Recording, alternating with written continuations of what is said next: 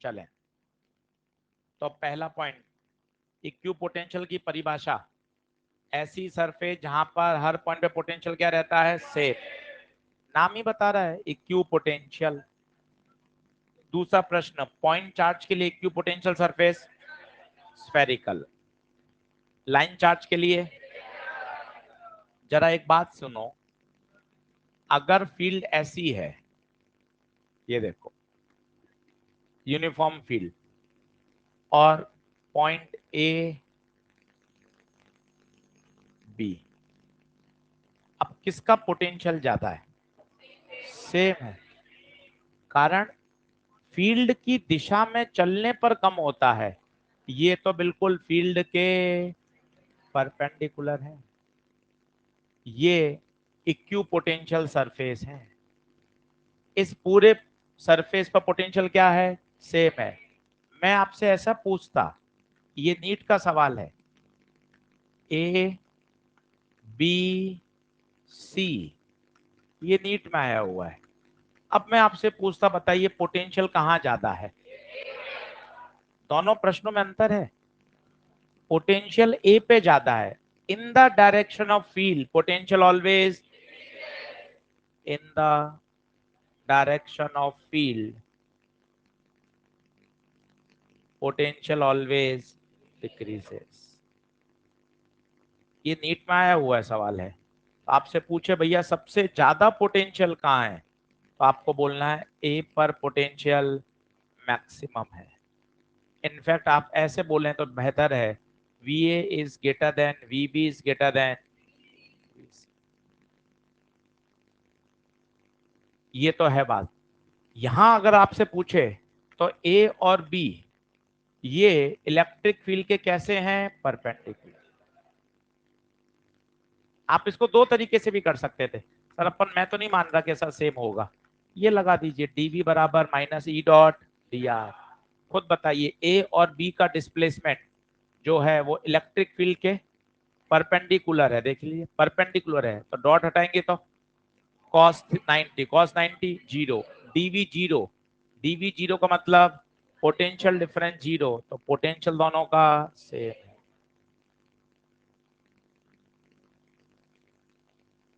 तो कुछ थोड़ी थोड़ी बातें समझिए, यहीं से तो पॉइंट आता है, इक्विपोटेंशियल सरफेस इलेक्ट्रिक फील्ड के हमेशा परपेंडिकुलर होती है, हमेशा। जरा सोचिए, जैसे ये इक्विपोटेंशियल सरफेस है, ये इक्विपोटेंशियल सरफेस है, इलेक्ट्रिक लाइंस हमेशा इसके परपेंडिकुलर होंगी। क्यों सर परपेंडिकुलर होना क्यों जरूरी है, आप आर्ग्यूमेंट करो। मान लो किसी एंगल पर ले ली, मानना किसी एंगल पर है, तो पता है क्या होगा, इसके दो कंपोनेंट होंगे, एक आएगा इसके अलोंग, और अगर इसके अलोंग कंपोनेंट आ गया तो इलेक्ट्रिक फील्ड की डायरेक्शन में चलने पर पोटेंशियल कम हो जाएगा, जबकि तो इस पूरी सरफेस का पोटेंशियल सेम है। एक बार धीरे धीरे सुनते हैं, फिजिक्स के शब्द हैं, इतना तेज दिमाग समझ ही नहीं पाता, करें क्या। वापिस सुनते हैं, ये सरफेस कैसी है, इक्विपोटेंशियल। बिल्कुल धीरे धीरे एकदम समझते हुए, पोटेंशियल इक्विपोटेंशियल, इक्विपोटेंशियल मतलब इसके हर पॉइंट पे पोटेंशियल से। बताइए समझ में आई बात, एक बार और बोलूं, देख ये सरफेस कैसी है, इक्विपोटेंशियल, बोले तो इसके हर पॉइंट पे पोटेंशियल क्या से। मैं ये कहना चाहता हूं बेटे, इलेक्ट्रिक लाइंस हमेशा इससे परपेंडिकुलर होती हैं, नीट 2022 हमेशा परपेंडिकुलर होती हैं। सर मैं नहीं मान रहा, ये तरीका है, परपेंडिकुलर है तो देख डॉट प्रोडक्ट कितना आ गया, जीरो, पोटेंशियल क्या आ गया, से। दूसरा तरीका आर्ग्यूमेंट, विज्ञान आर्ग्यूमेंट से समझ में आता है। नहीं सर हम नहीं मान रहे, किसी एंगल पे मान लो, ठीक है सर, अब इसके दो कंपोनेंट होंगे, एक ऊपर जाएगा और एक अलोंग आएगा। सोच अगर ये अलोंग बच गया तो ये इसके अलोंग चलने पर तो पोटेंशियल में कमी आ जाएगी, जबकि ये सरफेस कैसी थी, मतलब ये वाला कंपोनेंट एग्जिस्ट ही नहीं कर सकता। इसका मतलब इलेक्ट्रिक लाइंस हमेशा इक्विपोटेंशियल के परपेंडिकुलर ही होगी, हमेशा। देखते हैं डायग्राम बना के, आपको और फील आएगी। ये पॉइंट चार्ज रखा है, ये रखा है पॉइंट चार्ज, जरा सोचिए, ये पॉइंट चार्ज नहीं माने, इसको अपन मान लेते हैं कंडक्टिंग स्फेरिकल शेल। आप मुझे बताइए इलेक्ट्रिक लाइंस कहां जाएंगी, इलेक्ट्रिक लाइन जाएंगी ऐसे। अब आप इनको बनाने का तरीका देखना, टेढ़ी मेढ़ी नहीं बनेंगी।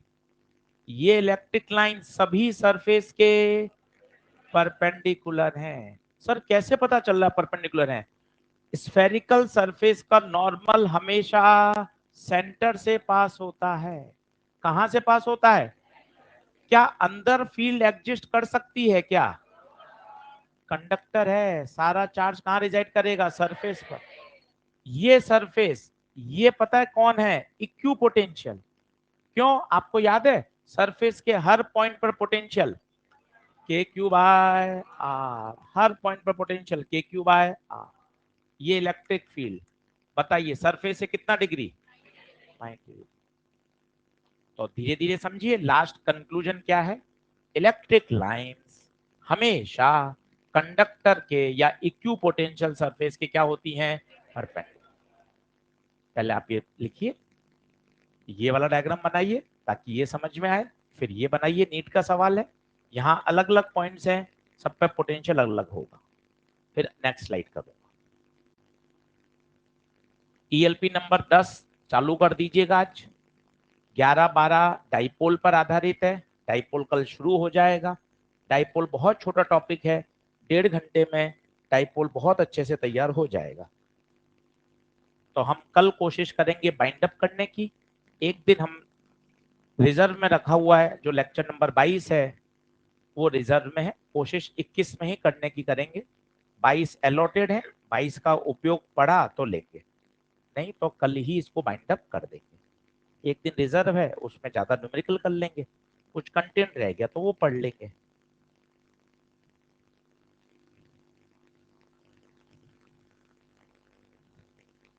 इस सप्ताह इलेक्ट्रो ज्यादा पढ़िए ताकि एक बार ईएलपी फिर निपटाइए, अब और बेहतर समझ में आएगा। क्योंकि ना पता है अंडरस्टैंडिंग धीरे धीरे डेवलप होती है। जब आप पूरा चैप्टर अब आपने पढ़ लिया ना, अब आपको कूलम फोर्स, इलेक्ट्रिक फील्ड अब आसान लगेगा, क्योंकि अब वो दूसरी तीसरी बार करोगे। टेस्ट में अभी आपने तैयारी करी, फिर पढ़ोगे।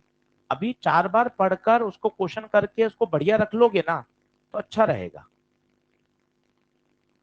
थोड़ा सोचिए कि नहीं यार, मुझे चीजों को बढ़िया करना है, इलेक्ट्रो एकदम बढ़िया तैयार हो जाए। मेरे पास कितने क्वेश्चंस आ गए? 12 ईएलपी आ जाएंगी, माइनर आ गया 25 अच्छे सवाल, अपना मॉड्यूल है, अच्छे से करेंगे, खूब सारे क्वेश्चन हो गए। तीसरा पॉइंट लिखिए इसी में। नेक्स्ट करूं क्या स्लाइड? जल्दी आ जाओ।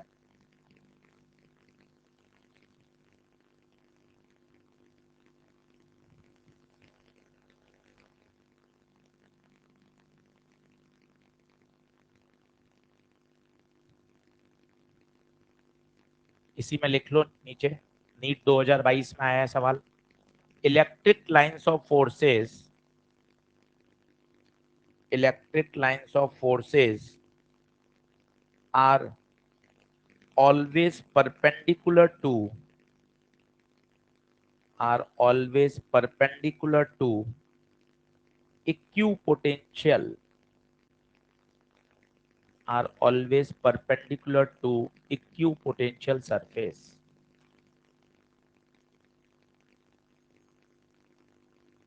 और लगा के दूसरी लैंग्वेज में लिखो, और लगा के दूसरी लैंग्वेज में लिखो, the angle between, the angle between electric lines of forces, electric lines of forces and equipotential surface. मैं धीरे धीरे बोलता हूं, the angle between electric lines of forces and equipotential surface is 90 degree. Bracket में लिख लेना, इसके नीट 2022 केवल यही पूछा गया था, एंगल बताइए, नीट 2022।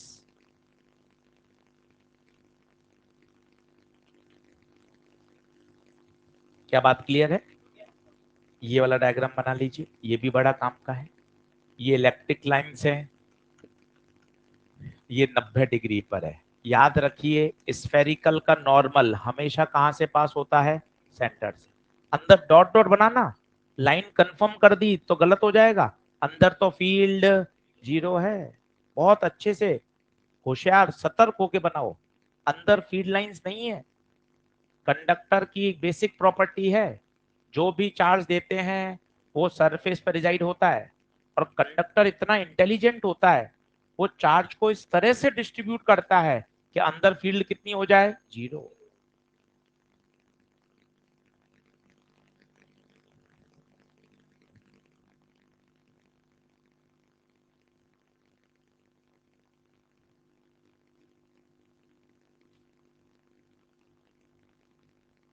क्लियर है?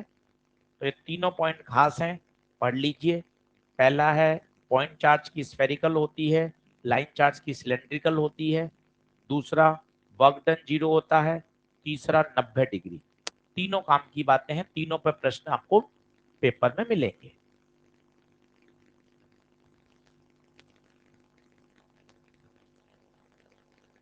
पेपर में किसी के 180 में से 180, फिजिक्स में 170, 1 2 3 4 5 6 7 8 9 10, वाह 175, 175 170 है।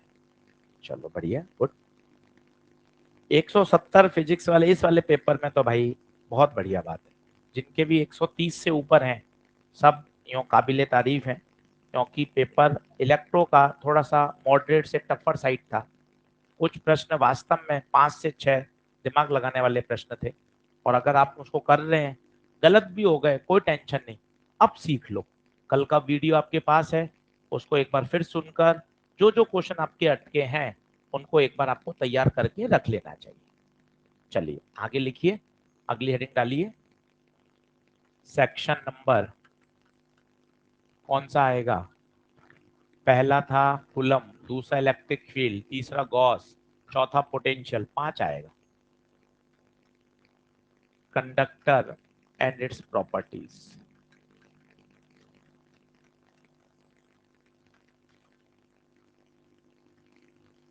Conductor and its properties.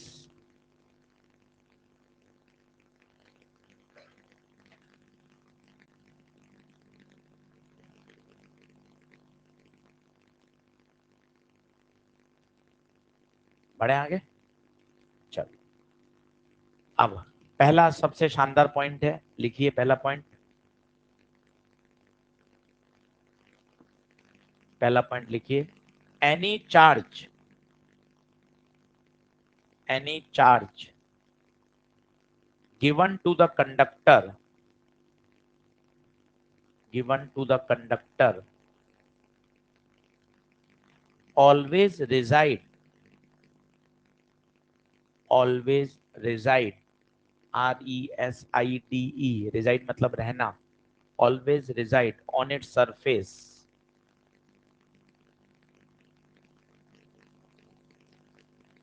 and distributed in such a manner, and distributed in such a manner the electric field intensity, electric field intensity inside the conductor, inside the conductor is always 0, is always 0। वापस बोल रहा हूं, कोई शब्द रह गया हो।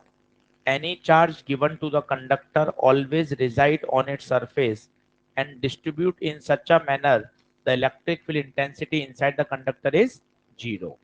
बहुत आसान है। सबसे पहले जो आपको रटा हुआ है वो बताता हूँ।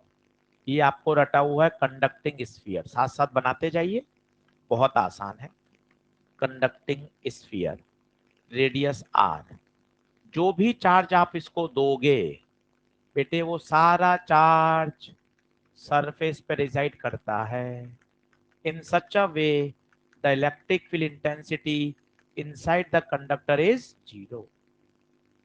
पता है आपने कितना सुंदर तरीके से चार्ज बनाया। जरूरी नहीं है ये हर बार सुंदर तरीके से बने। अगर सरफेस टेढ़ी मेढ़ी है तो भी आप जो चार्ज दोगे बटेगा सरफेस पर ही, पर वो इस प्रकार बटेगा इतना इंटेलिजेंट वे में बटेगा कि अंदर की इलेक्ट्रिक फील्ड को उसको क्या रखना है, हमेशा जीरो। अब इतनी सुंदर तरीके से नहीं बटेगा, इसके पीछे भी लॉजिक है। जो सिग्मा होता है वो रेडियस ऑफ कर्वेचर के क्या होता है, इनवर्स। यहां देखिए हर जगह रेडियस सेम है स्फीयर में, इसलिए चार्ज बहुत सुंदर बटा है। यहां देखिएगा इसकी लोकल रेडियस कम है, इसलिए यहां पर चार्ज डेंसिटी ज्यादा है। इसकी लोकल रेडियस का मतलब हर पॉइंट पे रेडियस अलग अलग, ये पार्ट किसी ना किसी स्फीयर का हिस्सा रहा होगा, तो यहाँ की रेडियस अलग है, यहाँ की रेडियस ज्यादा है, तो देखिए यहाँ चार्ज डेंसिटी कम है। जितने शार्प एंड होंगे, ये शार्प एंड है, ये देखिए, पता है क्या होगा, यहाँ चार्ज डेंसिटी भयानक होगी। कारण जितने नुकीले कोने होंगे वहां की लोकल रेडियस कम होगी, रेडियस कम तो चार्ज डेंसिटी ज्यादा। सर यहाँ की रेडियस ज्यादा क्यों नहीं समझ आ रहा, भाई देखना ये सरफेस को बना, ठीक है सर, आप जो कहोगे वो मैं करूंगा, ठीक है फिर कर। ये देख ये सरफेस को बना, ये किसी ना किसी स्फीयर का पार्ट रहा होगा, ये इसकी रेडियस है। इसकी बनाओगे तो कितना छोटा गोला बनेगा, तो वहां की रेडियस कम है, यहाँ की रेडियस ज्यादा है। तो चार्ज सुंदर तरीके से नहीं बढ़ता, चार्ज इस तरह से बढ़ता है कि अंदर इलेक्ट्रिक फील्ड को क्या रखना है, जीरो। ये सबसे पहली प्रॉपर्टी और हमेशा सच होती है, ये गीता में भी लिखी हुई है, अध्याय 5 में लिखी हुई है, electric field intensity inside the conductor is always zero. मतलब हमेशा सच है, जितने धर्म ग्रंथ आते हैं, धार्मिक ग्रंथ आते हैं, सब में लिखा हुआ है कि कुछ भी हो जाए कंडक्टर के अंदर इलेक्ट्रिक फील्ड हमेशा जीरो। क्या बात सही है क्या? Any charge given to the conductor is always reside on its surface. और कंडक्टर इतना इंटेलिजेंट होता है, वो चार्ज को इस प्रकार से बांटता है ताकि इलेक्ट्रिक फील्ड अंदर क्या हो जाए, जीरो। क्या ये बात याद होगी क्या? सिग्मा आर के क्या होता है, इनवर्सली प्रोपोर्शनल, ये ध्यान रखिए।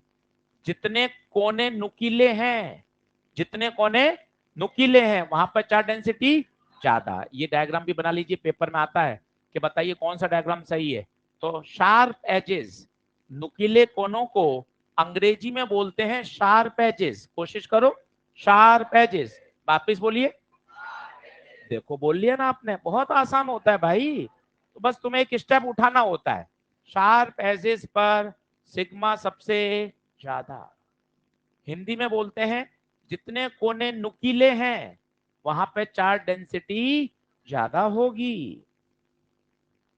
क्या बात समझ में आ रही है क्या? हाँ, कौन तेज बोलिए, कौन बेटा, कौन सा सर्वे, ये ऊपर नीचे कुछ नहीं, सब इक्यू पोटेंशियल है। कंडक्टर की सरफेस हमेशा कैसी होती है, इक्यू, ऑलवेज इक्यू पोटेंशियल। अभी डिसाइड करते हैं, 2 मिनट में आ जाएगा, सब इक्यू पोटेंशियल। तेरी सोच केवल यहां तक है, बाकी कंडक्टर, अगर कंडक्टर आ जाए तो हमेशा इक्यू पोटेंशियल सरफेस होगी, हमेशा। बढ़े क्या आगे, लिखिए। तो पहला पॉइंट क्लियर है सभी को, कंडक्टर बोले तो electric field inside the conductor is zero. यहां लिख लीजिएगा, हम जो कंडक्टर पढ़ रहे हैं इसका पूरा नाम है कंडक्टर इन इलेक्ट्रोस्टैटिक। कौन से कंडीशन में पढ़ रहे हैं, इलेक्ट्रोस्टैटिक कंडीशंस। ब्रैकेट में लिख लीजिएगा, conductors in electrostatic.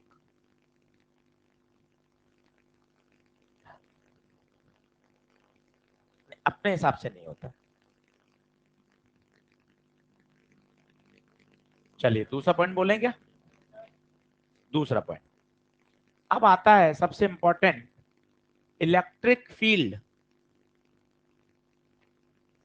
Just outside the conductor in the vicinity of conductor. वैसे तो याद होना चाहिए, एनसीईआरटी में तो डायरेक्ट दिया हुआ है, जस्ट आउटसाइड वो होता है सिग्मा बाय एप्सिलॉन नॉट। और एक बार मैं आपको इसका डेरिवेशन समझाता हूं जिससे थोड़ा थोड़ा आपको समझ में आए, बाकी सीधा याद होना चाहिए। जस्ट आउटसाइड द कंडक्टर कितना होता है, सिग्मा बाय एप्सिलॉन। एक बार कोशिश करें तो ये बात दिमाग में भी बैठेगी।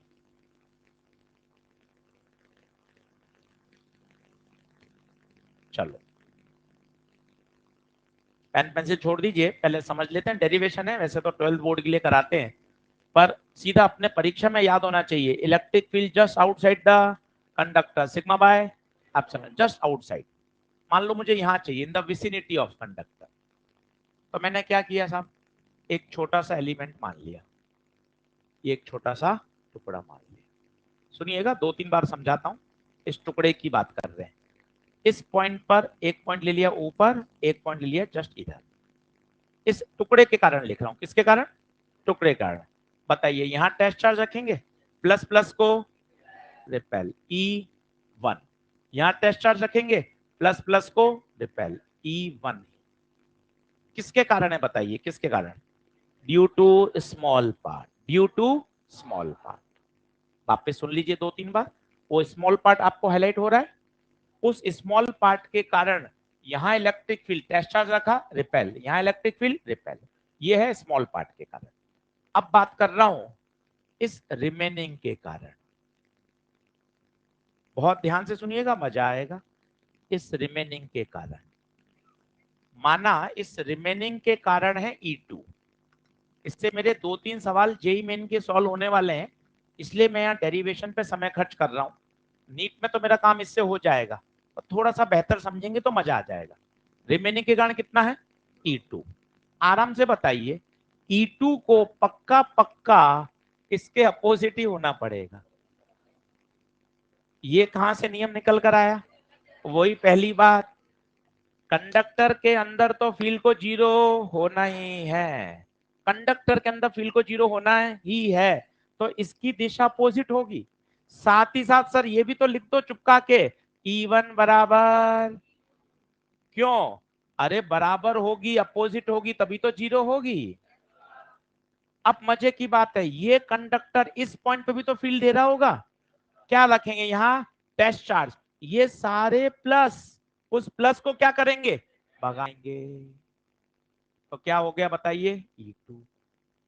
हेलो, ऊपर से गया क्या पूरा, एक बार अभी और समझेंगे जब पहले नोट करने के बाद। अब आप आराम से देखना, E1 बराबर क्या हो गया, E2 हो गया, और ये बाहर दोनों की डायरेक्शन क्या है, सेम। पहले इतना नोट करिए, फिर आगे चलते हैं। पर अपन उस रिजल्ट की तरफ बढ़ना चाहते हैं धीरे धीरे, कि यार वो रिजल्ट मेरे समझ में आ जाए।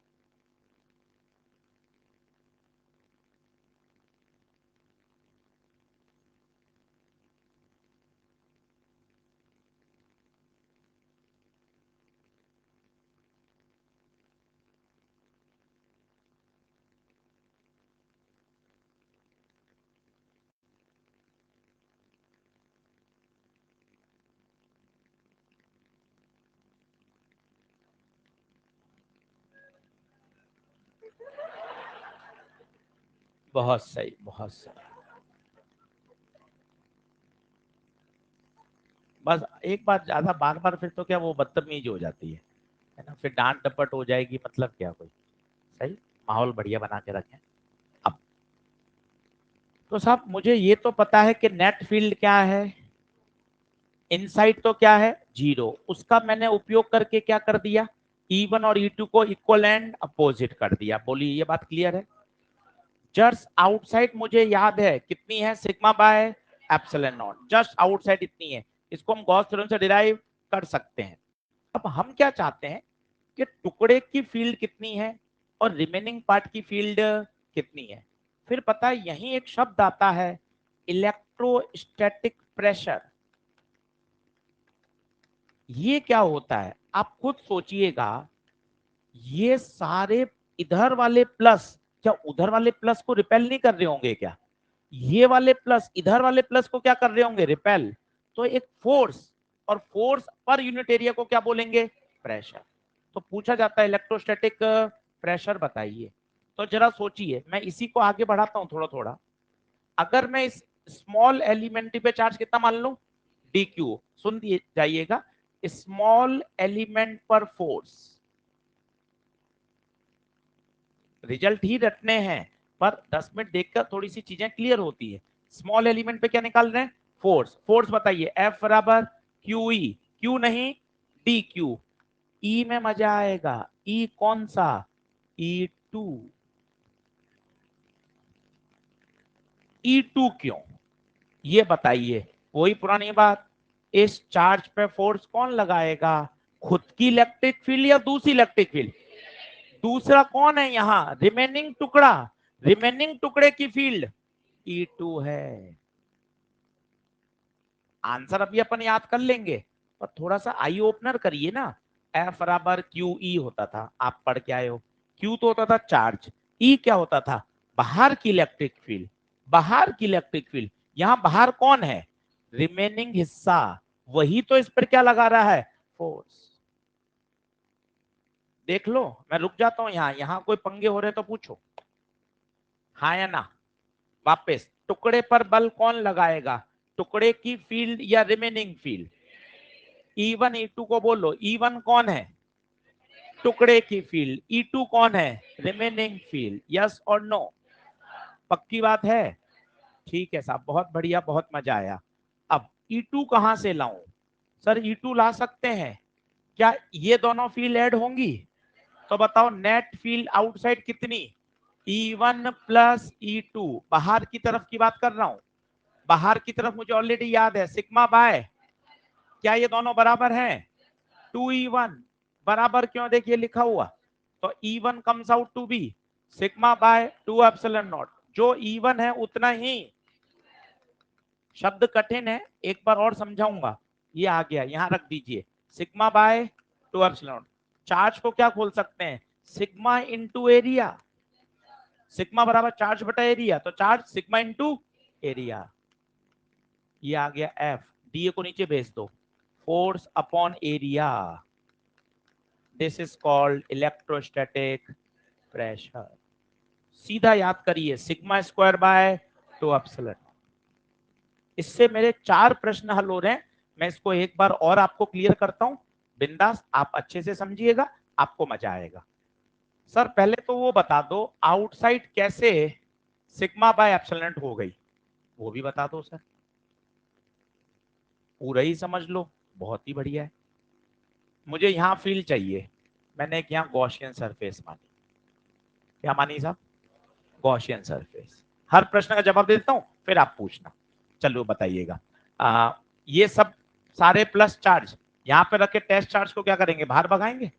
ई, इसका एरिया वेक्टर बता दीजिए, एरिया वेक्टर बाहर। पक्का? इंटीग्रेशन ऑफ, याद करिए क्या होता था? ई डॉट डी ए बराबर Q enclose upon epsilon not. पक्का है? चलो, यहाँ का ई और डी एक ही डायरेक्शन में है, थीटा कितना? 0।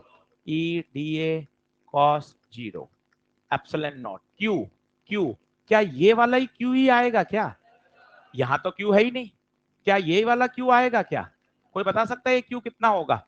इसका एरिया है डी ए, सिग्मा बराबर होता है चार्ज पर यूनिट एरिया, तो डी क्यू बराबर सिग्मा इंटू ए। छोटा एरिया तो sigma into D A, sigma into D A, D A से डी ए। ये आ गया electric field just outside the conductor. आप परेशान हो गए, ई अलग है, E1 अलग है, E2 अलग है। बहुत क्लियर करिए, ये कौन है? Net field. Net field net field sigma by epsilon not, टुकड़े की फील्ड E1, रिमेनिंग की E2। क्या E1 E2 को अपोजिट होना पड़ेगा, क्योंकि अंदर तो जीरो होना है और बाहर ऐड होकर कितना होना पड़ेगा, क्योंकि नेट फील्ड कितनी है सिग्मा बाय एप्सिलॉन। इससे मेरा E1 आ गया, इससे मेरा E2 आ गया, इससे मेरा नेट E भी आ गया। आइए तीनों को बोलने की कोशिश करिए। नेट E, नेट E, ऊपर बॉक्स में लिखा हुआ है net E, electric field just outside the conductor sigma by epsilon not. आपसे पूछेगा टुकड़े की फील्ड बताइए, E1 sigma by 2 epsilon not, remaining की दोनों बराबर ही होनी पड़ेंगी। एक पुराना सवाल याद आ रहा होगा, एक टुकड़े को काट देते थे, जितना टुकड़ा देता था उतना ही रिमेनिंग देता था, तभी तो अंदर कितनी होती थी, जीरो। बातें नेक्स्ट लेवल पे पहुंच चुकी है, इसलिए घर जाके वापस धीरे धीरे स्लो मोशन में सुनिए, क्लियर होगा। अब बताइए, ये दोनों बराबर और विपरीत है, क्यों है, क्योंकि अंदर मुझे जीरो करना है, बाहर दोनों सेम डायरेक्शन में, इसलिए क्या किया, ऐड किया, ऐड करके क्या दिया, नेट। नेट मुझे पता था सिग्मा बाय एप्सिलॉन। फिर ये एक नई बात क्या समझाई, ये समझो, फोर्स डीक्यू पे कौन फोर्स लगाएगा, डीक्यू पर रिमेनिंग फील्ड, तो E1 आएगा या E2 आएगा। मुझे पक्का पता है इन दो फॉर्मूले से अपना काम बढ़िया चल जाएगा, और अपन सुन रहे हैं, टूटा फूटा भी समझ में आ रहा है, वो भी अपने काम का है कि हाँ यार, नेट फील्ड अलग है, टुकड़े की फील्ड अलग है। फोर्स जब मैं लगाऊंगा तो टुकड़े पे जब फोर्स लगाऊंगा तो फील्ड टुकड़े की नहीं, रिमेनिंग, देख रिमेनिंग, यस और नो। आप इसको नोट डाउन करिए, नेक्स्ट स्लाइड भी करता हूं, पहले आप इसको देख लीजिए, सारा आ गया। प्रेशर का फॉर्मूला याद रखिए, electrostatic pressure sigma square by 2 epsilon, सीधा याद होना चाहिए। जस्ट आउटसाइड याद करिए, just outside, just outside in the vicinity of conductor sigma by epsilon. Relax होके सब बातें चेक कर लीजिए, सही लिखना बहुत जरूरी है। E1 E2 के नाम लिख लें, अपने नोट्स हैं। E2 है रिमेनिंग के कारण, उस छोटे को अलग से रंग बनाइए, उस छोटे की फील्ड है E1, पूरा अच्छे से वहां डिटेल में लिख लीजिए, 5 मिनट ज्यादा लगने दीजिए, कोई दिक्कत नहीं है। याद करना लास्ट ऑप्शन है, पहले समझने का प्रयास करिए। डेरिवेशन के पीछे हमारा लॉजिक ये रहता है कि आप एक ओवरऑल सब्जेक्ट की क्लैरिटी की तरफ बढ़ें कि हाँ यार सर ऐसा हो रहा होगा सर।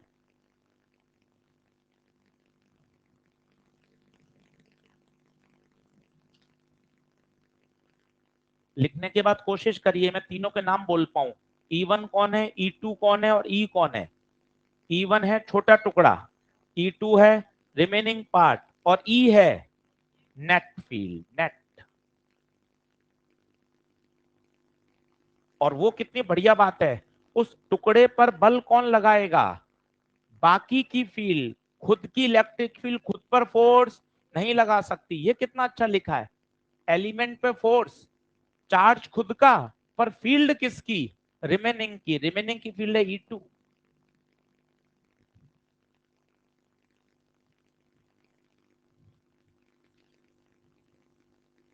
चलूं क्या,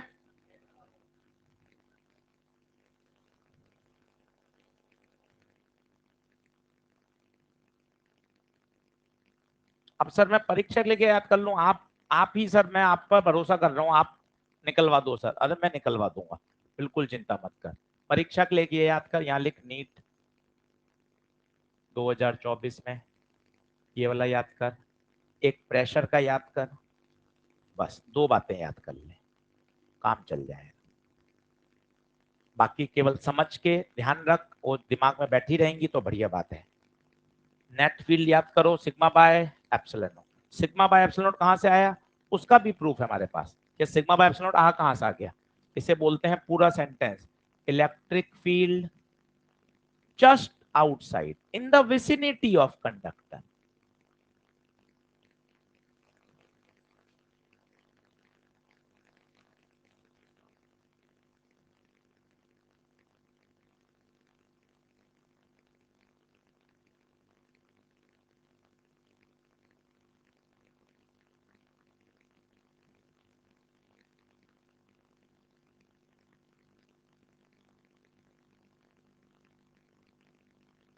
डेरिवेशन केवल समझ के लिए बनाना है, नहीं भी लिखेंगे तो भी चलेगा। ज्यादा समझाते हैं वो भी नुकसानदायक है, ज्यादा समझा देते ना तो दिमाग में और भी चीज आती है, और यार ये भी मैं पूछ लूं, ये भी पूछ लूं, तो ज्यादा हद से समझाना ज्यादा भी हानिकारक हो जाता है कई बार। तो डेरिवेशन ज्यादा ज्यादा करा देते तो फिर दिमाग और ये भी क्यों होता है, इस क्यों का क्या कारण है, ए बी सी डी में ए पहले क्यों आता है बाद में क्यों नहीं आया, इतने फिर प्रश्न बनने लग जाते हैं। हद से ज्यादा समझा देते हैं कि अल्फाबेट में ए से क्यों शुरुआत हुई, अब इसका जवाब कैसे दें, सीक्वेंस है।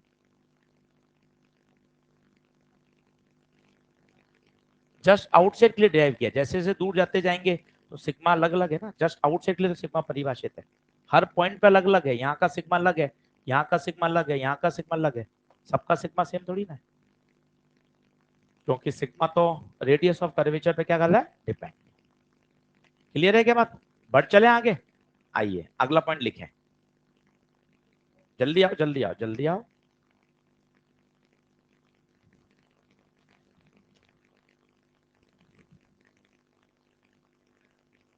एक साइड आ गया और अब तो ब्लैंक है इसके बाद, हाँ इसके बाद ब्लैंक है ही नहीं, 7/7 चल, अब पीछे का, ये तो लिख चुका था तो, चलो लिखें लिखें, चलो पहला पॉइंट क्लियर करो, जल्दी से भी पूछूंगा सारे एक साथ। Electric field inside the conductor zero. दूसरा पॉइंट क्लियर करो, इलेक्ट्रोस्टैटिक प्रेशर, क्लियर हुआ दूसरा point, just outside the conductor sigma by epsilon not. तीसरा पॉइंट लिखिए,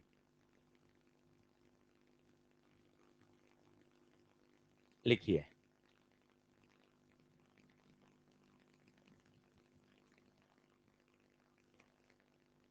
अब मैं कहना चाहता हूं तीसरे पॉइंट में, अगर कंडक्टर शब्द है तो उसकी सरफेस हमेशा इक्विपोटेंशियल होगी, हमेशा क्या होगी, इक्विपोटेंशियल।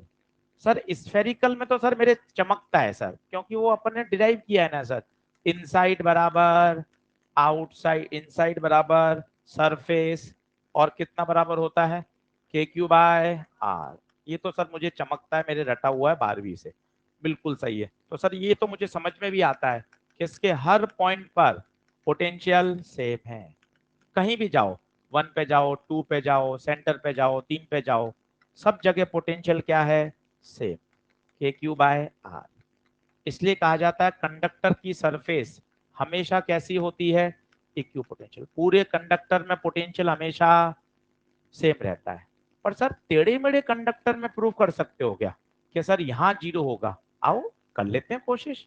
ये पॉइंट 1 है, ये पॉइंट 2 है, मान लो मैं 1 से 2 में गया, कहां से कहां गया, 1 से 2, एक फॉर्मूला बताया था याद करो, dv बराबर minus E dot D R, कहां से कहां जा रहे हैं, 1 से 2, 1 से 2, मजा आएगा।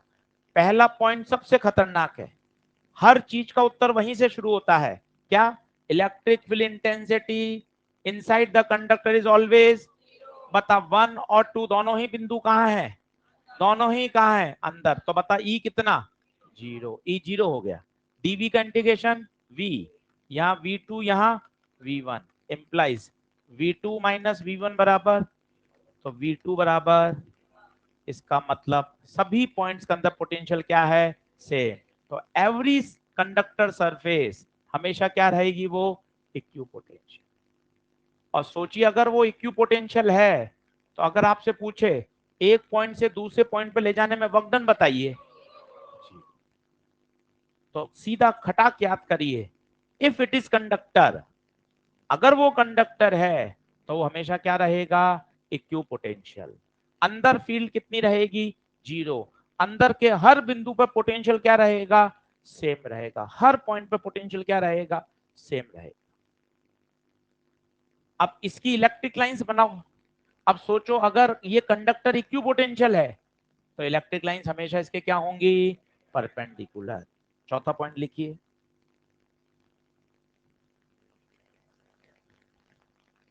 सब सब सब सरफेस पे जस्ट आउटसाइड, यहां से ये आएगा, ये सारे पॉइंट जो होंगे सब सब क्या होंगे, सेम पोटेंशियल।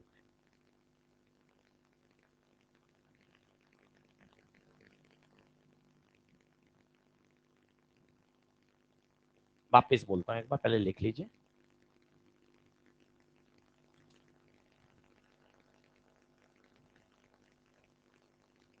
तो पहली प्रॉपर्टी से फिर रिवाइज करा रहा हूं, सारी काम की है, एक साथ याद होनी चाहिए। पहली, जब भी कोई चार्ज कंडक्टर को दिया जाएगा तो हमेशा सरफेस प्रिजाइड करेगा। कंडक्टर इतना इंटेलिजेंट होता है, कंडक्टर इतना इंटेलिजेंट होता है कि वो चार्ज को इस प्रकार से डिस्ट्रीब्यूट करता है कि अंदर इलेक्ट्रिक फील्ड क्या हो जाती है, जीरो। और चार्ज बांटने का तरीका क्या रहता है, सिग्मा रेडियस ऑफ कर्वेचर के इनवर्स। दूसरा दूसरा point, electric field just outside the conductor, sigma by epsilon not. Pressure sigma square by 2 epsilon not, 2 आएगा, ध्यान रखना। तीसरा पॉइंट, हर कंडक्टर की सतह कैसी होती है, इक्विपोटेंशियल। ये सिर्फ समझा दिया है, डायरेक्ट डायरेक्ट याद होना चाहिए। कंडक्टर बोले तो इक्विपोटेंशियल सरफेस। चौथा पॉइंट लिखिए, चौथा पॉइंट लिखिए, electric lines of forces, electric lines of forces are always are always are always perpendicular to the conductor। बताइए इसमें हाँ है क्या, क्यों परपेंडिकुलर, सोच के बताइए। क्योंकि जब आपने प्रूव कर दिया कि ये क्यू पोटेंशियल है लाला, तो इलेक्ट्रिक लाइंस तो हमेशा सरफेस के कितने डिग्री पर, हमेशा परपेंडिकुलर। अंदर कितनी होंगी, अंदर जीरो। सबसे इंपॉर्टेंट, हर चीज का एक्सप्लेनेशन वहीं से निकल के आएगा कि इलेक्ट्रिक फील्ड इनसाइड जीरो। सबसे इंपॉर्टेंट यही है, इनसाइड जीरो। एक बार इसी पे ये सवाल आ गया, ये कंडक्टर है, मेटेलिक स्फीयर, बोले तो कंडक्टर। आपसे पूछा क्या, सही इलेक्ट्रिक लाइंस ऑफ फोर्स बताइए। ये 1 नंबर बना दी, ये 2 बना दी,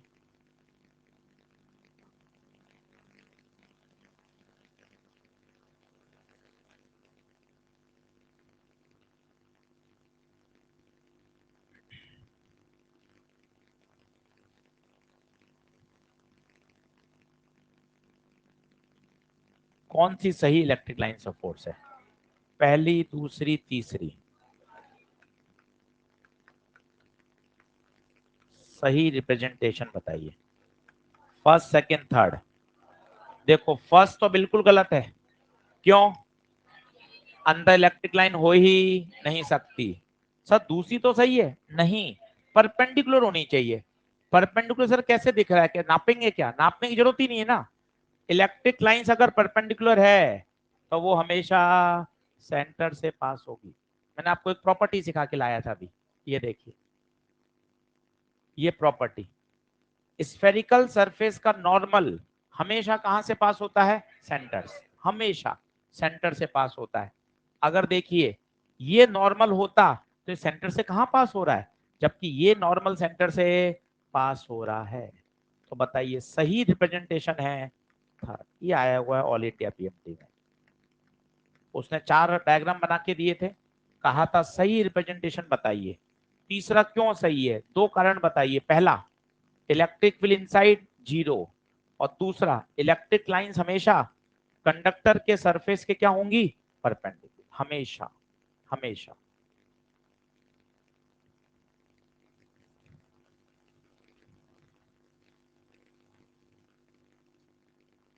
एक मिनट का ब्रेक लीजिए, चारों प्रॉपर्टी को याद करिए।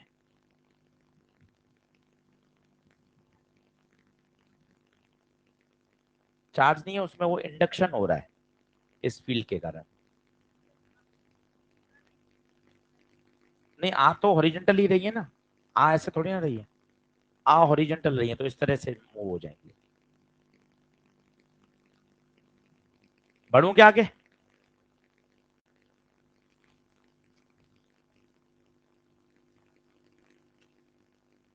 2 मिनट का ब्रेक लें, चारों प्रॉपर्टी को एक बार मन में रिवाइज करें, फिर हाथ ऊपर करके चारों प्रॉपर्टी को बोलें। पहला, जो भी चार्ज हम देंगे वो सरफेस पर रिजाइड करेगा, इस तरह से रिजाइड करेगा, इलेक्ट्रिक फील्ड इनसाइड जीरो। दूसरा, जस्ट आउटसाइड का फॉर्मूला याद करिए, प्रेशर याद करिए, तीसरा पॉइंट याद करिए, चौथा पॉइंट याद करिए। 2 मिनट ले लीजिए, चारों पॉइंट को मन में एक बार रिवाइज करें, फिर आगे बढ़ते हैं।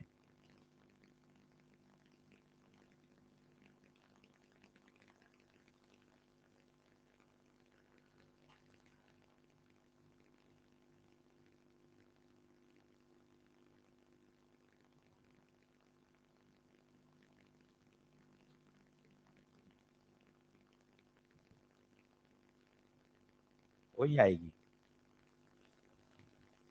जस्ट बाहर कब पूछी गई है, बस बढ़ेंगे आगे। चलो कौन बोलेगा चारों पॉइंट?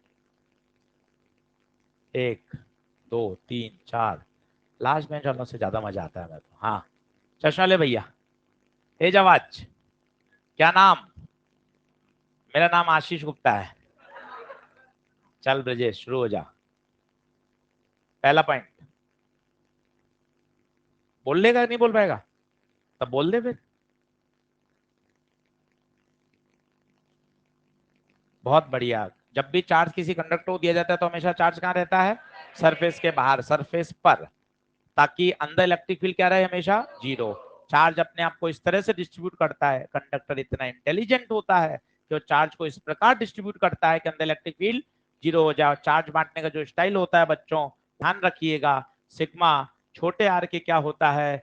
इनवर्स। जहां रेडियस कम, जहां रेडियस ऑफ कर्वेचर कम, वहां सिग्मा। पहला पॉइंट बहुत बढ़िया। दूसरा बोल। हाँ बोलना, मुझसे शर्मा रहे तो फिर।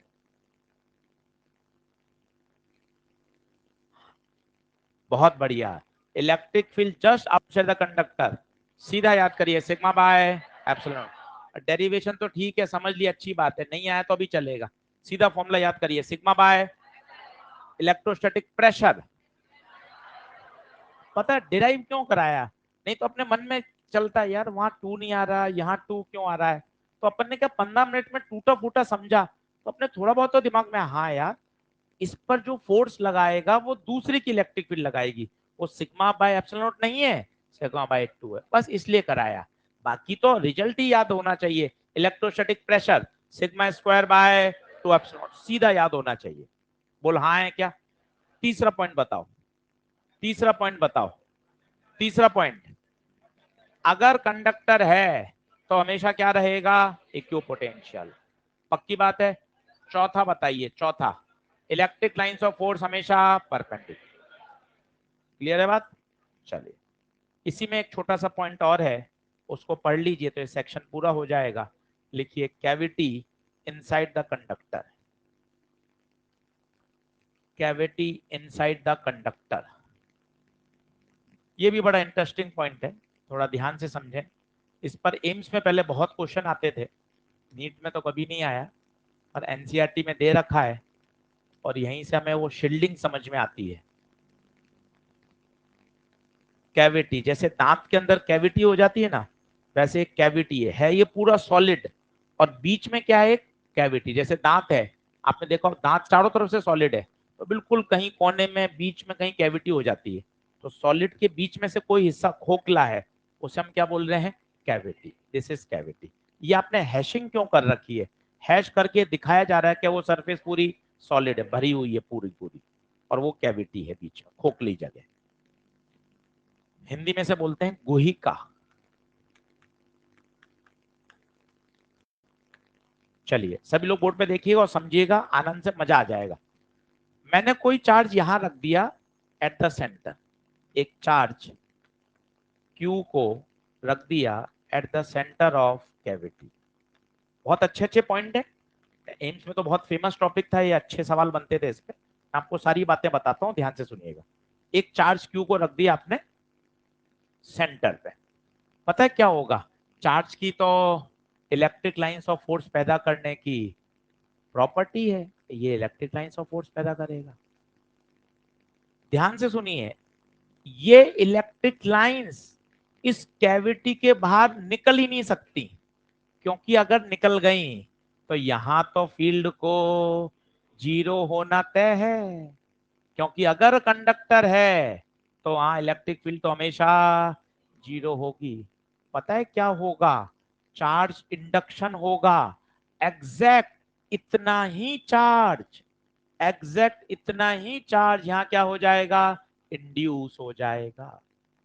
सर एग्जैक्ट माइनस क्यू ही क्यों हुआ, माइनस क्यू बाई टू हो जाता, नहीं होगा वो। सुनिए, इस क्यू से अगर 100 लाइन निकली तो इन 100 लाइन को यहीं टर्मिनेट होना, और उसे याद करिए यहां से 100 निकली, यहीं 100 टर्मिनेट कब हो सकती हैं, जब दोनों चार्ज बराबर हो। एक सवाल किया था आईआईटी का, यहां से ज्यादा निकल रही थी, यहां कम आ रही थी, आपसे पूछा था बड़ा कौन है छोटा कौन है, याद करिए। तो आपको कहा था अगर ज्यादा नंबर लाइन निकलती है तो मतलब वो चार्ज बड़ा है, बराबर निकलेंगे। ये माइनस क्यू कहां से आ जाएगा, कोई पैदा थोड़ी ना हो रहा है, इंड्यूस हो रहा है, बाहर से इलेक्ट्रॉन अंदर खींचे चले आएंगे। पता है बाहर कितना चार्ज आएगा, एग्जैक्ट प्लस क्यू। मजे की बात है, ये प्लस क्यू इस प्रकार से बटेगा कि उसके कारण फील्ड अंदर क्या रहे, जीरो। बातें थोड़ी सी कठिन थी, मैं आपको फिर समझाता हूं एक सरल डायग्राम लेकर। आइए फिर से देखिए, ये स्फेरिकल कंडक्टर और यहां रखी मैंने कैविटी, अभी कोई चार्ज नहीं है। दूसरी बार बोल रहा हूं, फिर आप लिखेंगे तो एक बार और समझाऊंगा। आइए देखिए, क्या कैविटी दिखाई दे रही है सभी को, कंडक्टर दिखाई दे रहा है बच्चों, बहुत अच्छी बात है, आप देख पा रहे हैं, आपका बहुत बहुत धन्यवाद। क्यू चार्ज है जो मैंने कैविटी के कहा रखा है, सेंटर पर। अभी जरूरी नहीं है सेंटर पे रखूंगा, अभी थोड़ा अलग जगह भी रख के बताऊंगा आपको। ये रखा सेंटर पे, बोल इतना समझ में आ रहा है, ठीक है। ये क्यू क्या पैदा करेगा, इलेक्ट्रिक लाइंस, ये क्यू ने इलेक्ट्रिक लाइंस पैदा करी। अब आप सुनना मैं क्या बोल रहा हूं, मैं ये बोलना चाहता हूं एग्जैक्ट, एग्जैक्ट इतना ही चार्ज, इतना ही चार्ज,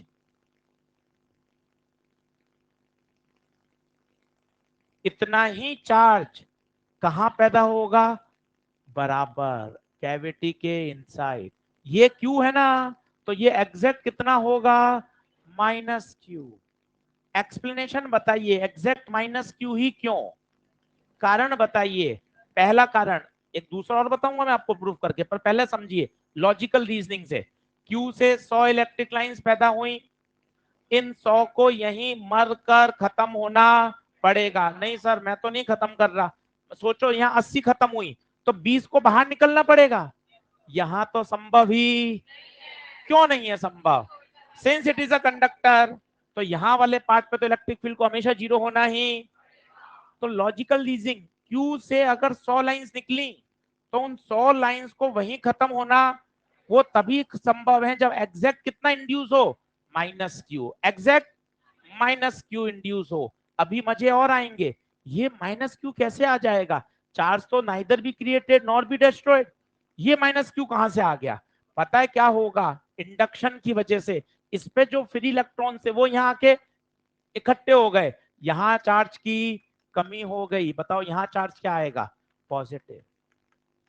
पहले भी कंडक्टर न्यूट्रल था, अभी भी न्यूट्रल है, बाहर एग्जैक्ट प्लस क्यू, अंदर तो बताइए कंडक्टर तो अभी भी न्यूट्रल है। अब जो मैं पॉइंट बोल रहा था वो सुनिए, मैंने इतना सुंदर ही चार्ज क्यों बांटा, मैं ऐसा भी तो बांट सकता था, यहां ज्यादा यहां कम। कंडक्टर इंटेलिजेंट होता है, कंडक्टर चार्ज को इस तरह से रिडिस्ट्रीब्यूट करता है कि अंदर फील्ड, इसकी फील्ड तो यहीं खत्म हो गई। अब अगर आपने ऐसा टेढ़ा मेढ़ा बांट दिया तो जरा सोचो, यहां चार्ज ज्यादा है तो यहां फील्ड आ जाएगी, यहां कम है यहां फील्ड छोटी होगी, तो एग्जैक्ट कैंसिल, तो चार्ज एकदम सुंदर तरीके से ही डिस्ट्रीब्यूट होगा, क्योंकि यहाँ हर पॉइंट पे लोकल रेडियस सेम है। यहाँ बताइए चार्ज इस तरह से डिस्ट्रीब्यूट होगा कि अंदर फील्ड को क्या करना है, जीरो। ये यूनिफॉर्म डिस्ट्रीब्यूशन है या नॉन यूनिफॉर्म, ये नॉन यूनिफॉर्म है, पूछिए क्यों, क्यों, क्योंकि बाहर हर पॉइंट पे लोकल रेडियस अलग अलग है। जबकि आप ये जो डायग्राम बनाते हो ये बिल्कुल सुंदर बना रहे हो, क्योंकि यहाँ हर जगह रेडियस ऑफ कर्वेचर सेम है। क्या बातें समझ में आ रही हैं, ये सब टर्मिनेट हो गई, और यहां से जो पैदा होंगी वो तो कहां भागेंगी, ये इन्फिनिटी की तरफ, कहां भागेंगी, इन्फिनिटी की तरफ। बोलिए हाँ है क्या, चलिए एक बार और समझते हैं, तीसरा मौका फिर से, आ जाओ। कभी तो आएगा, आ जाएगा, कोई टेंशन नहीं। और कोई रोएगा नहीं, समझेगा आप, रोना कुछ नहीं। चलिए देखिए, ये कंडक्टर, ये बताइए हैशिंग क्यों? ताकि आपको दिखाई दे वो पार्ट भरा हुआ है और ये खोखला है। ठीक है, अब मैं आईआईटी के सवाल की तरफ बढ़ रहा हूं। आईआईटी में क्या किया, उन्होंने चार्ज को सेंटर पे ना रख के थोड़ा सा कोने में रखा, थोड़ा सा। अब क्या होगा वो सुनिए, वो सुनिए। पहली बात तो वही सीधा, क्या क्यू से इलेक्ट्रिक लाइंस पैदा होंगी? उनको क्या अंदर ही खत्म होना पड़ेगा? क्यों खत्म होना पड़ेगा? क्योंकि यहाँ पूरी टर्मिनेट होंगी नहीं, यहाँ तो ई को क्या रखना है, 0। मजे की बात है यही खत्म होगी, पर यहाँ इंडक्शन ज्यादा होगा, यहाँ कम होगा। तो लाइंस की क्राउडनेस यहाँ थोड़ी सी ज्यादा होगी, यहाँ कम होगी। पर मजे की बात है, अंदर तो नॉन यूनिफॉर्म बटा है, बाहर ये क्या पंगा है? यही तो आईआईटी का सवाल है। इसको कोई एक्सप्लेन करेगा क्या? 5 स्टार के अंदर तो कैसा देख, अंदर नॉन यूनिफॉर्म है या यूनिफॉर्म है? नॉन यूनिफॉर्म है ना भाई, देख यहाँ भीड़ भड़ाका ज्यादा है, यहाँ कम है। पर बाहर अभी भी क्यों? हर जवाब, हर क्वेश्चन का जवाब है, बहुत सटीक, ध्यान से सुनिएगा। ये बात तो ये है कि ये तो सब अंदर कट के खत्म, कट मर गए, लड़ाई हो गई, खत्म हो गई, हमेशा खत्म ही होना पड़ेगा क्योंकि यहाँ फील्ड 0 है, ये तो खत्म हो गया। अब आर्ग्यूमेंट करो साइंस में, सर मैं बाहर यूनिफॉर्म नहीं बांट रहा, मैंने कैसा बांट दिया, नॉन यूनिफॉर्म। जैसा यहाँ, यहाँ ज्यादा माइनस था, यहाँ मैंने ज्यादा प्लस कर दिया, कर दिया, दिक्कत क्या है? करेंगे गलत सलत तभी होगा। यहाँ कम था, यहाँ कम प्लस। अब जरा सोचो, क्या इसके कारण, मैं बोलूं? नहीं नहीं, मैं बता रहा हूं, मैं तो शुरू कर दिया ना बताना। वो तो जब मैंने पूछा था तब तुझे हाथ खड़ा करना था ना, अब तो मैंने शुरू कर दिया, मेरा माना जाएगा भी है।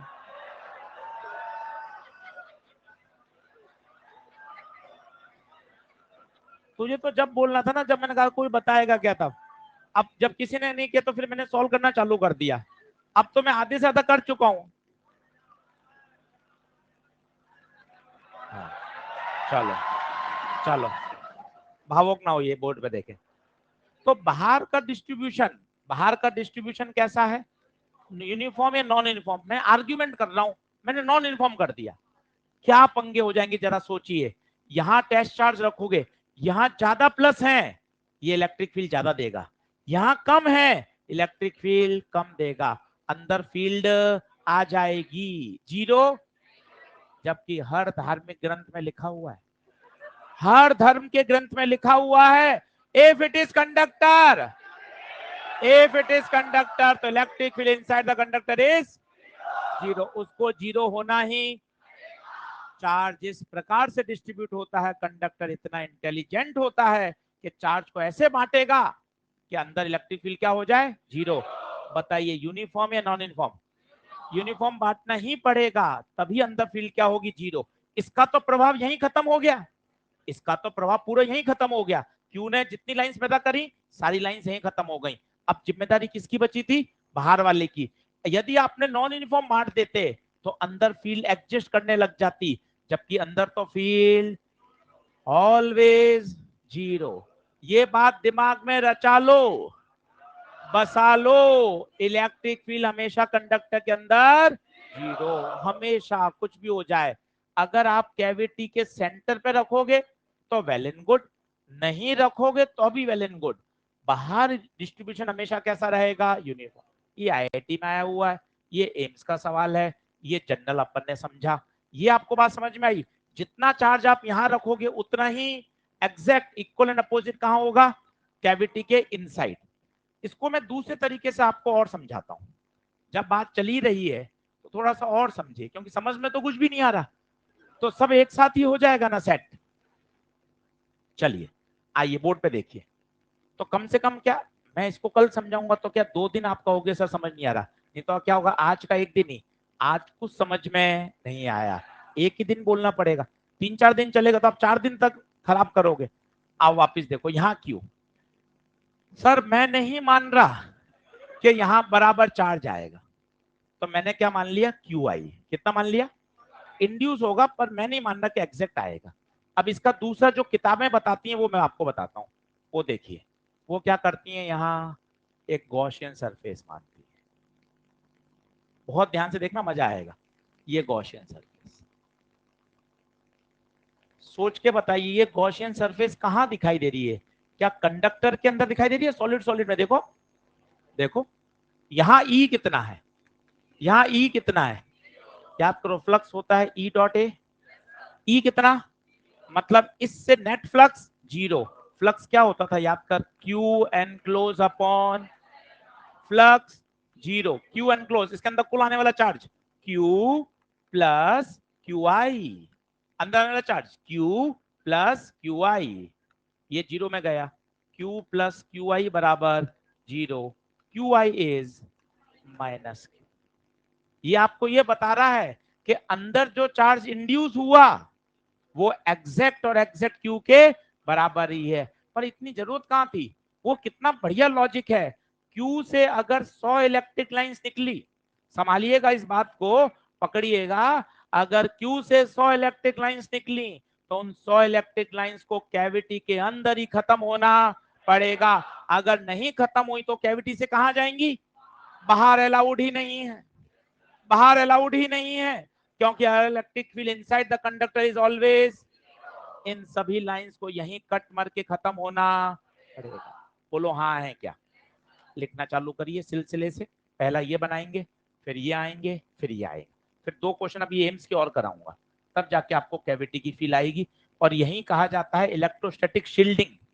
किसी इंस्ट्रूमेंट को, महंगे कोई इंस्ट्रूमेंट है, उनको आपको सेव करके रखना है कि वो इलेक्ट्रिक फील्ड में खराब नहीं हो जाए, तो हम इंस्ट्रूमेंट को कैविटी के कहां रख देते हैं, अंदर।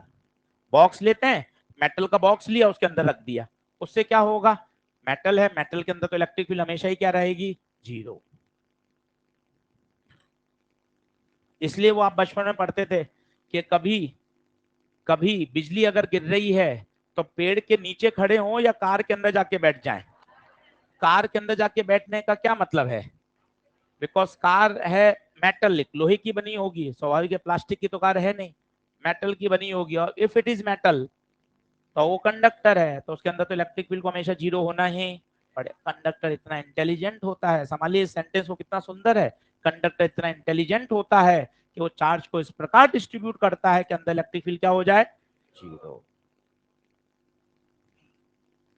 नेक्स्ट स्लाइड कर रहा हूं, नहीं कोई नहीं रोकेगा, फटाफट लिखो, बस ऐसे मैं बोलूं नेक्स्ट स्लाइड कर रहा हूं जी सर, किसी ने अगर मना कर दिया तुरंत क्लास से बाहर है, हाँ बस, नहीं मैं जब बोलूं हाँ, अगर स्लाइड नेक्स्ट हो गई तो हाँ सर कोई बात नहीं सर, जो मेरा रह गया वो रह गया, वो मेरी गलती थी, मैं नहीं लिख पाया। हाँ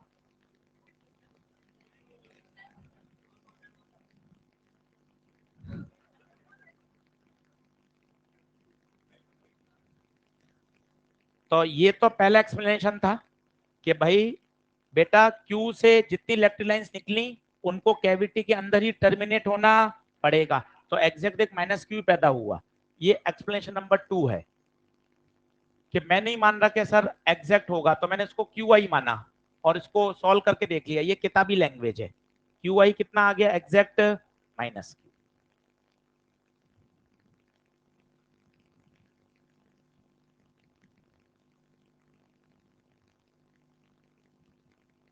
जल्दी आओ फटाफट, हाँ मैं कर दूंगा अपने आप, चिंता नहीं करें आप।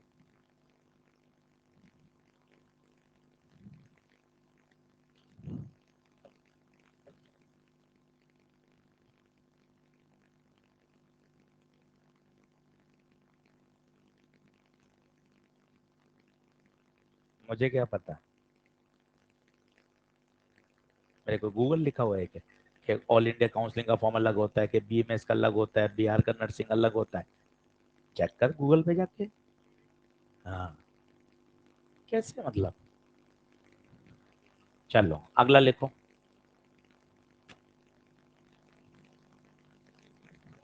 हाँ, कुछ नहीं हुआ, जल्दी लिख। बस बस, फालतू नहीं, कमेंट बाजी नहीं, एक हद तक करके फिर इसको रोक दें तुरंत। क्या जी? किसकी? बाहर वाले की अगर अर्थिंग कर देंगे तो बाहर वाला सारा चार्ज कहां भाग जाएगा? अर्थ में भाग जाएगा। पूरा बाहर वाला जो चार्ज होगा कहां भाग जाएगा? अर्थ में भाग जाएगा। हाँ, कंडक्टर, अरे कंडक्टर न्यूट्रल हो जाएगा ना, बाहर वाला तो अब आइसोलेट हो गया, उसका अंदर वाले से तो कोई प्रभाव बचा ही नहीं। अंदर का प्रभाव तो अंदर ही खत्म हो चुका है। अगर इसकी बाहर अर्थिंग हो जाएगी तो पूरा का पूरा जो आइसोलेटेड कंडक्टर पे चार्ज होता है, आइसोलेटेड कंडक्टर पे चार्ज सारा का सारा कहां चला जाता है? क्लियर है?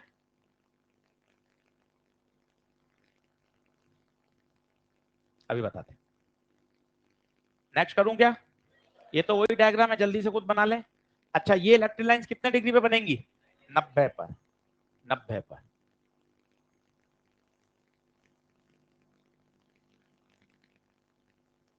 क्वेश्चंस इसके कम मिलेंगे क्योंकि नीट में नहीं आए, पर एम्स लेवल पे बहुत पूछे जाते हैं। तो हमने 2-3 मॉड्यूल में दिए हैं, 2-3 ईएलपी में दिए हैं, वहां पूछे जाते थे। अब नीट में आएंगे नहीं आएंगे किसी को नहीं पता, तो पूरा कंटेंट पढ़ना ही फायदेमंद है। एनसीईआरटी में तो पूरा दिया हुआ, आप देखें एकदम 2 पेज 3 पेज केवल कंडक्टर के नाम पर है। वो 3 पेज पढ़ने के लिए ही सारी माथापच्ची हो रही है। अब आप उन 3 पेज को पढ़ भी लोगे ना तो आपको सारी बातें समझ में आ जाएंगी। और अब आपको सीधा याद होना चाहिए, कोई भी चार्ज अगर कंडक्टर को दिया जाए तो सारा चार्ज सरफेस पे रिजाइड होगा। इलेक्ट्रिक फील्ड इनसाइड 0 होगी, charge outside sigma by epsilon not, electrostatic pressure sigma square by 2 epsilon not. Conductor की सरफेस हमेशा इक्यू पोटेंशियल, और इलेक्ट्रिक लाइंस हमेशा उसके परपेंडिकुलर। सारी प्रॉपर्टीज लिखी हुई है एकदम सिस्टमेटिक, और प्रॉपर्टीज का कलर भी उन्होंने अलग किया है। इतना अच्छा पॉइंट है। ये आईआईटी का सवाल समझ में आया किसी को? चार्ज अब सेंटर पे नहीं है, चार्ज स्लाइटली डिस्प्लेस है। अंदर इंडक्शन तो चेंज होगा, पर बाहर वाले पर कोई प्रभाव नहीं पड़ेगा। बाहर अभी भी डिस्ट्रीब्यूशन कैसा रहेगा? यूनिफॉर्म। क्वेश्चन है सिर्फ चार्ज था और 4 पैटर्न दिए हुए थे, आपको सही डायग्राम बनाना था। पूछा गया था कि बाहर कैसा डिस्ट्रीब्यूशन होगा, तो बाहर डिस्ट्रीब्यूशन कैसा है? यूनिफॉर्म। अंदर कैसा है कैविटी के? अब इस पे फटाफट आप 2 एम्स के क्वेश्चन कर लीजिए, 3-4 तो मैंने कवर कर दिए थ्योरी में ही। अब 2 न्यूमेरिकल कर लीजिए तो आपका ये पार्ट क्लियर हो जाएगा। कल से हम शुरू करेंगे डाइपोल। कोशिश करेंगे कल ही डाइपोल हो जाए, पर हम एक दिन रिजर्व रखेंगे। हमारे पास 22 लेक्चर थे, 21 में हमने पूरा कर लिया। एक लेक्चर रिजर्व रखेंगे, जरूरत पड़ेगी तो 22 को यूज करेंगे, और नहीं तो मैग्नेटिक इफेक्ट ऑफ करंट शुरू कर देंगे। करंट कैपेसिटर को अभी नहीं लिया गया है क्योंकि वो बहुत आसान चैप्टर है, इसलिए उनको बाद में लिया जाएगा। पहले हम बड़े बड़े चैप्टर निपटाना चाहते हैं, ताकि अगले 2-3 महीने में हम थोड़ा सा रिलैक्स हो जाए कि जो बड़े बड़े चैप्टर हैं वो हमारे पूरे तैयार हो गए। सही बात है। मैग्नेट के 3 से 4 सवाल हर साल पूछे जाते हैं, इलेक्ट्रो के 3 आते हैं।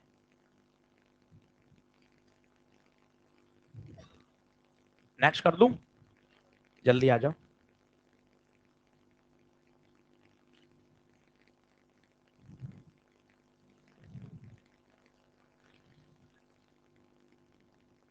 ना ना ना, वो डिस्ट्रीब्यूटिव यूनिफॉर्म होगा।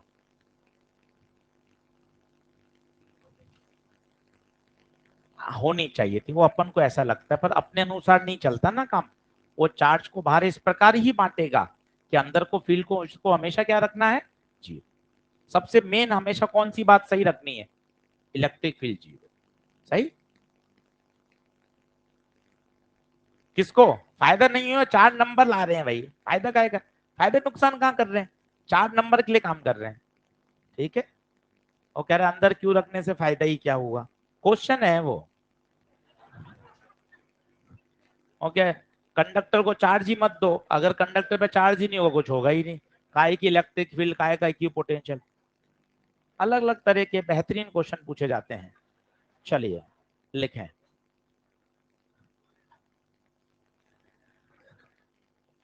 प्रश्न लिखें, in the given situation, in the given situation a charge छोटा q, a charge छोटा q is placed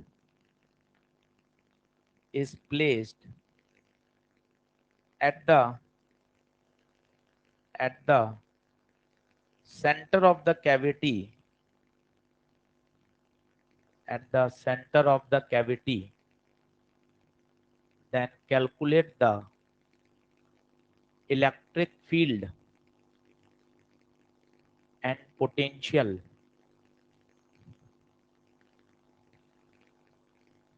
at point P। अच्छा सवाल है, पर आपने इतनी बातें अगर सुन ली हैं, समझी हैं, तो आप ये सवाल बहुत अच्छे से कर लोगे। ये एक कंडक्टर है, यहाँ कैविटी है, ये कैविटी है, ये सेंटर है, सेंटर से r दूरी पर एक पॉइंट है P, पॉइंट P पर आपको इलेक्ट्रिक फील्ड पूछिए।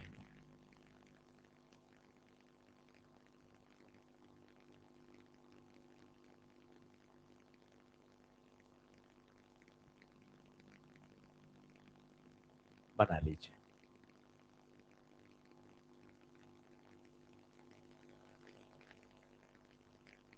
सारी जो बातें आपने पढ़ी हैं वही काम की हैं, बस अब आपको उसको अप्लाई करना है। ये एम्स में आया हुआ क्वेश्चन है, 5 सेकंड में सॉल्व हो जाता है, बशर्ते सही बात क्लिक कर जाए।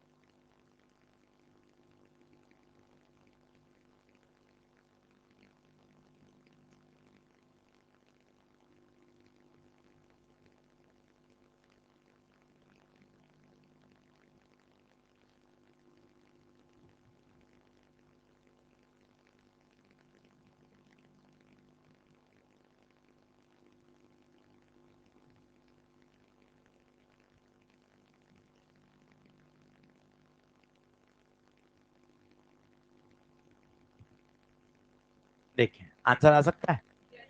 आंसर वही है जो आपको रटा हुआ है, के क्यू बाय स्क्वायर, के क्यू बाय आर। और उसका एक्सप्लेनेशन बड़ा तगड़ा है, ध्यान से समझोगे तभी आएगा। देखें, अब सुनना, सारी बातों को फिर मौका है। क्लास कठिन है आज का लेक्चर, घर पर फिर सुनिए। हाइब्रिड टेक्नोलॉजी है, इसका फायदा उठाइए। इन्हीं शब्दों को फिर से रिवाइंड करके सुनिए। जो शब्द आपको कम समझ में आता है उसको फिर से उसका वीडियो देखिए। मेहनत करेंगे, सुनेंगे, तो चीजें फिर से समझ में आएंगी। फाइट खुद को करना पड़ेगा। कोचिंग हम एक गलत डायरेक्शन में समझते हैं। कोचिंग मतलब सारी मास्टर ही मेहनत कर लेगा, सब मास्टर समझा देगा, सारे क्वेश्चन का सॉल्यूशन बता देगा। कोचिंग ये नहीं है। कोचिंग है एक सही डायरेक्शन, एक सही एफर्ट कि देखो इस तरह से पढ़ना है, ये क्वेश्चंस को करने का तरीका है। फिर आपको खुद को उसके साथ जान लगानी चाहिए, खुद उसको फिर से पढ़ना चाहिए, सवाल करने चाहिए। 8, 9, 10 का सिस्टम नहीं है कि वही इंग्लिश रीडर में किताब के पीछे के 10 क्वेश्चन है वही आते हैं भाई सब, वही उन्हीं 10 क्वेश्चन को आप रट लो, अपना काम चल जाता है। और यहाँ ऐसा नहीं है, इसलिए थोड़ा सा थॉट प्रोसेस को और बड़ा करिए।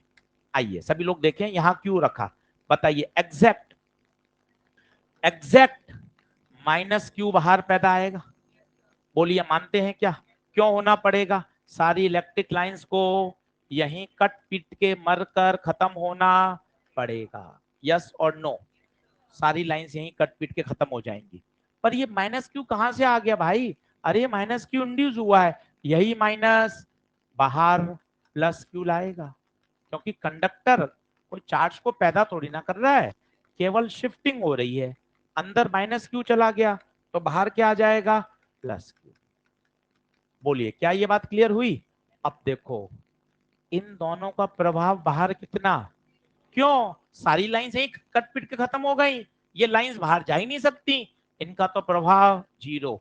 अब बताओ सवाल क्या बन गया, एक स्फीयर है, एक स्फीयर है जिसकी सरफेस पे चार्ज Q है, आउटसाइड इलेक्ट्रिक फील्ड के Q बाय आर, ये तुम्हें लगेगा ही नहीं, क्यों इसने तो अपना सारा प्रभाव अंदर ही अंदर खत्म कर दिया। अब देख कितना अच्छा सेंटेंस है, धीरे धीरे 4 बार पढ़ना पड़ेगा। कैविटी के अंदर रखे चार्ज कौन सा है बता, Q, तथा इनर सरफेस पर इंड्यूस चार्ज कौन सा, इन दोनों का net effect outside the cavity कहीं भी क्या होता है, जीरो होना ही पड़ेगा ना, क्योंकि उस Q ने सारा प्रभाव माइनस Q के साथ मिलकर क्या कर दिया, खत्म। धीरे धीरे पढ़ो, कैविटी के अंदर रखा चार्ज Q, कैविटी के इनर सरफेस आने वाला चार्ज माइनस Q, इन दोनों का नेट प्रभाव कैविटी के बाहर कोई भी पॉइंट हो कितना होगा, zero. K Q by are square, potential बताइए। अगला सवाल पूछ रहा हूं इसी में ध्यान देना, एक पॉइंट यहां कर दो ए, एक पॉइंट ए कर दो इनसाइड। अब जल्दी से बताएंगे ए पर कितना होगा, ए पर इलेक्ट्रिक फील्ड और पोटेंशियल के क्यू बाय आर जीरो नहीं होगा, क्यों, क्योंकि कंडक्टर के अंदर की सरफेस इक्यू पोटेंशियल होती है, जितना सरफेस पे होता है वही। अब तो ये फॉर्मूले लगने लग गए, होलो कंडक्टिंग स्फीयर के फॉर्मूले लगाओ ना, अंदर फील्ड जीरो, पोटेंशियल के क्यू बाय आर, क्या ये दूरी काम की है क्या, इस दूरी का कोई मतलब नहीं है, रेडियस।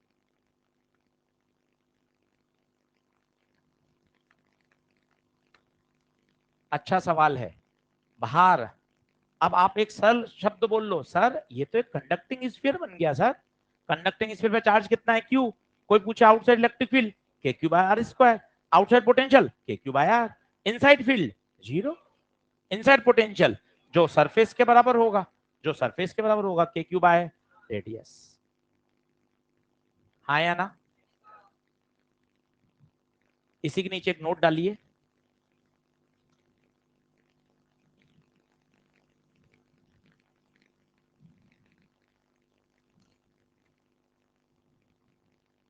इसी के नीचे नोट डालिए,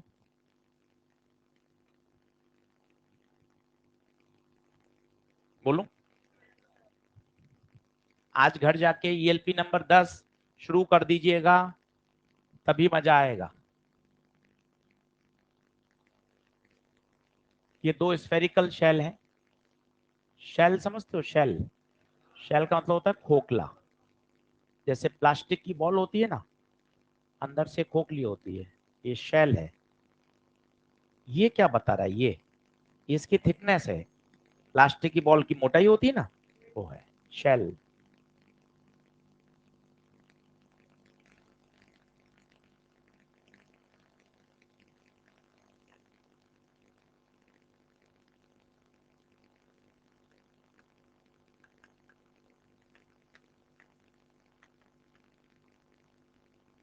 अब देखें, कंडक्टिंग शेल है, ये कोई बताएगा ये ग्रीन पेन से क्या है, ये कंडक्टर का क्या है, मटेरियल, यही तो है कंडक्टर। सोचिए ना, जैसे प्लास्टिक की बॉल है, तो जो प्लास्टिक का मटेरियल है वो यही तो है, अंदर तो पूरा वो है खोखला। अगर मैं कंडक्टर की शेल बात कर रहा हूं तो यही तो कंडक्टर का मटेरियल है।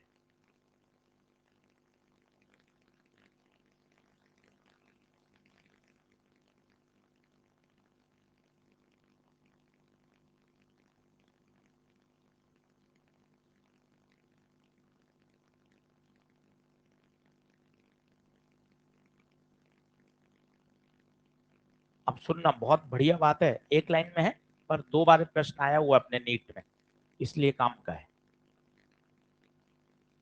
इसलिए काम का है। आज ईएलपी नंबर 10 11 12 मिल जाएगी, मिल गई है तो उसमें भी डाइपोल को छोड़कर सवाल शुरू कर सकते हैं, डाइपोल वाला पार्ट छोड़कर क्वेश्चन शुरू कर सकते हैं। ठीक है, अब सवाल सुनिए क्या है। आपको डायग्राम की फील आ गई? डायग्राम की फील आ गई? कितने शेल है बताइए? दो, एक की रेडियस ए और एक की, ये आपने रंग भरो प्रतियोगिता क्या कर दिया। ये शेल है, शेल। वो शेल की आपको क्या दिखाई दे रही है? मोटाई। हेलो, चलो ध्यान से सुनना, ध्यान से सुनना। मैंने इसको चार्ज दिया प्लस क्यू, तो बताओ ये चार्ज कहां बटेगा? सरफेस पर या अंदर? अंदर तो बट ही नहीं सकता। अंदर कैसे बट सकता है? कंडक्टिंग शेल है तो उसको तो सरफेस पे रहना ही पड़ेगा। अब कहानी में ट्विस्ट आएगा। प्लस इलेक्ट्रिक लाइंस पैदा करेगा, प्लस इलेक्ट्रिक लाइंस पैदा करेगा। संभालना इस बात को, ये इसने इलेक्ट्रिक लाइंस पैदा करी, ये देखना, ये इलेक्ट्रिक लाइंस। और मैं देख ध्यान से बना रहा हूं, सभी का एक्सटेंशन कहां से दिख रहा है पास होता हुआ? सेंटर से। ध्यान ध्यान से रखना, ये इलेक्ट्रिक लाइंस पैदा हुई। अगर ये इसको चीरती हुई बाहर निकल जाएंगी तो मामला गड़बड़ हो जाएगा। क्यों गड़बड़ हो जाएगा बताओ? क्योंकि इधर इधर इधर इधर तो फील्ड जीरो ही रहेगी। तो पता है क्या होगा? एग्जैक्ट माइनस क्यू बेटे यहां इंड्यूस होगा। वही वाला कॉन्सेप्ट, एग्जैक्ट माइनस क्यू को यहां इंड्यूस होना क्यों होना पड़ेगा? आर्ग्यूमेंट करो ना। तुम चाहते हो मैं ये प्लस लाइन को चीरता हुआ बाहर ले जाऊं, बाहर ले जाओ। बाहर नहीं जा सकती क्योंकि इस वाले को क्रॉस करना मना है। बाउंड्री है, लक्ष्मण रेखा है। इलेक्ट्रिक लाइंस कंडक्टर की शेल को क्रॉस नहीं कर सकती क्योंकि कंडक्टर के अंदर तो नेट इलेक्ट्रिक फील्ड हमेशा एग्जैक्ट माइनस क्यू इंड्यूस होगा। What is induce? Minus Q आया कहां से यार? कहां से आया बता, कहां से आया? एग्जैक्ट बाहर प्लस क्यू। क्या बात समझ में आई? बहुत अच्छा प्रश्न है ये। 2-3 बार आपको ऑल इंडिया पेपर में दिखेगा, 2-3 बार। बाहर बताइए कितना? Plus q. पूछता है आउटर सरफेस के, आउटर शेल के, आउटर शेल के इनर सरफेस पे चार्ज डेंसिटी बताओ। इनर सरफेस पे बताओ क्या लिखोगे? चार्ज बटे एरिया। चार्ज बोल, minus q, area, area 4 pi b square. B, b radius b है। आउट, आउटर शेल के आउटर सरफेस पे बताओ, आउटर सरफेस पे बताओ क्या होएगा बताओ? चार्ज बटे एरिया। चार्ज बोल plus Q, area 4 pi b square. समझ में आया? आउटर का इनर और आउटर का आउटर सरफेस। वापस समझाता हूं, इसी को थोड़ा कठिन कर रहा हूं, बाद में लिख लेना। यहां Q1 दिया, यहां Q2 दे दिया, भाई साहब और बढ़िया कर दिया सवाल। अब आपको पूछा है शेल 2 और शेल 1, शेल 2 के इनर सरफेस पे सिग्मा बताओ।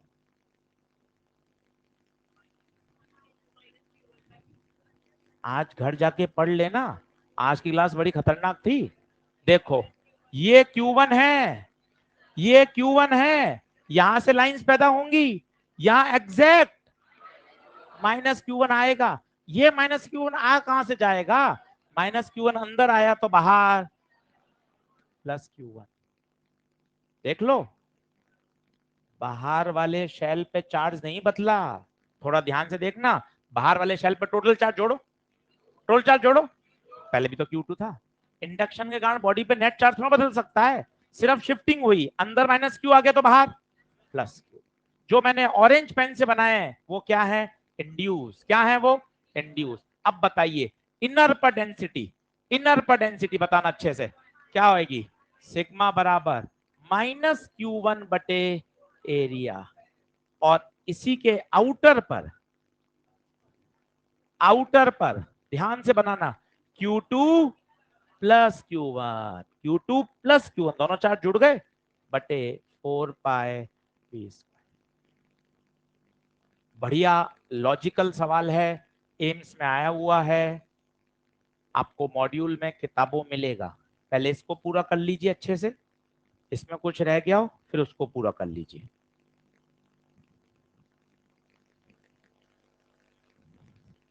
नेक्स्ट कर दीजिएगा भाई। अगले में बाहर वाले पे चार्ज दिया गया है और अंदर भी चार्ज है, तो ध्यान से उसको इंड्यूस करिएगा।